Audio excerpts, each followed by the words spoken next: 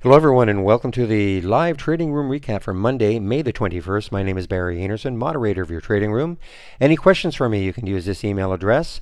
This is a link to get into the free room. It is 100% free. You do not have to be a member of Trade Ideas to be in our trading room.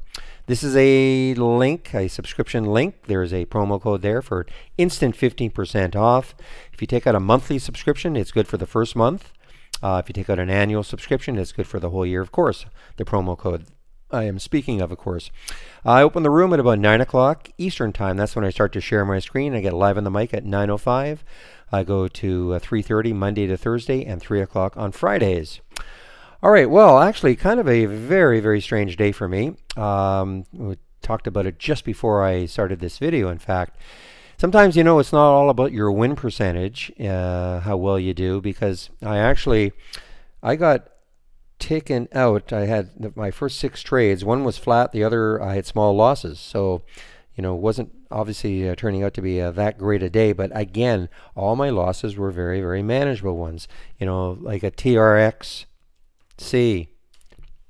Can't remember what I did here. I think I got in at 337 on this little pop and got out at 333, so a 4-cent loss. Got in again at 339, got out at 340. OLN, I got in at 3406. I'm not going to go over all the charts, but mainly just to show that, you know, all my losses were very, very small. And then along came UAVS. And UAVS, actually, this was my first trade, and I got stopped out. 311, I got in at 311, right about on this pop up here, and then I got stopped out at 306. However, I persisted on it. One of the reasons is, well, there's a couple of reasons. This is a super low float stock. I don't, whether we have exactly the correct float information, we have under 1 million in the float. Whatever it really is, I mean, it may not be. Sometimes it's very difficult to know. You can go to many different websites and you could see different float information for these ones that have done many reverse splits. But anyway, it's a low float situation. I mean, that's the bottom line. But I looked at the daily chart and you can just see exactly what I was looking at. Had a nice day on Friday, and then you're looking at this continuation here, and I saw this one. So the next resistance was really around 360. So I got into the trade again when it pulled back, and then it got back over 3 again, and I took the trade right here at, well, right there where that mark is, right there at 310. Now, it was a little bit frothy, but I held on through this. I thought, you know, I was going to put about a 302 stop on it, you know, just above 3, but it never got there, and so I got in at 310. I did sell some on the way up at 331. I sold some more at 344, and it may be over now. But I guess, and this is going to be obviously a very short video. My point is that if I look at my win percentage, I'm basically 1 for 6 today, which does not seem very good, obviously, but it only takes one good trade. Have a bunch of small, manageable little losses, and then all of a sudden one good trade can just basically cover all those losses and more. I'm not saying I had a fabulous day, but nonetheless, it certainly you know, turned out not bad, and it's only 121, so who knows what the rest of the day is going to hold for me. But it sort of pains me when I read some posts in the room.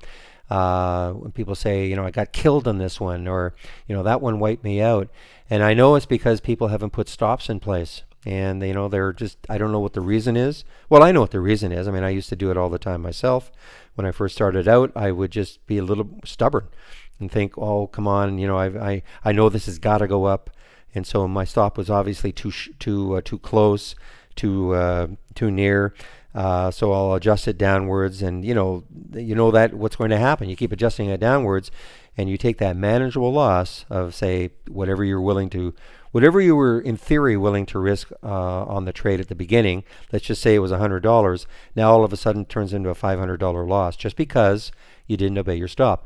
You know, the way I look at it is that with commission so cheap now, it's like what I did with the UAVS. Yeah, if I had held on right from the beginning, at 311, I got back in at 310, but if I'd held on at 311, yeah, ultimately it would have worked. But to take a 5 cent loss and then get back into it with commission so cheap these days, to me it just makes no sense not to get out when you're stopped out, and then you can always get back in. As I say, maybe you're a little bit early on the trade, maybe it's setting up even a little bit better now, and just get back into it. And just don't. Again, it just pains me when I read that people take big losses, and it's really just because they're, I don't know if they're emotionally tied to the stock. They think they know something that better than what the overall market is telling them. Anyway, I get off my soapbox on that one. But anyway, that's it. I only there's only a couple of other trades I took, but they're all little small losses. So just goes to show you don't have to have a high win percentage. It's always nice. I mean, look, it's always tough to start off the day with 5 losses, even if they are small. But it makes it a lot easier to have small losses and then get into one that really moves and basically takes care of them, all of those and more.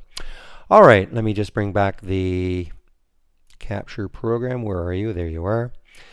So again, if you have any questions for me, this is the email address you can use, and this is a link to get into our free room. It is truly free. We don't ask you for a credit card or anything. Basically, just go to that link, and you'll be taken to a web page that asks for an email. We'll send you back a way in which you create a password, and that's it. Then you're into our room. Again, this is a link for a subscription to Trade Ideas, and I'll open the room tomorrow about 9 o'clock Eastern Time. And that's when I'll start to share my screen. I got live on the mic at 9:05. So I hope everybody has a great evening, and we'll see you in the trading room tomorrow. Bye-bye.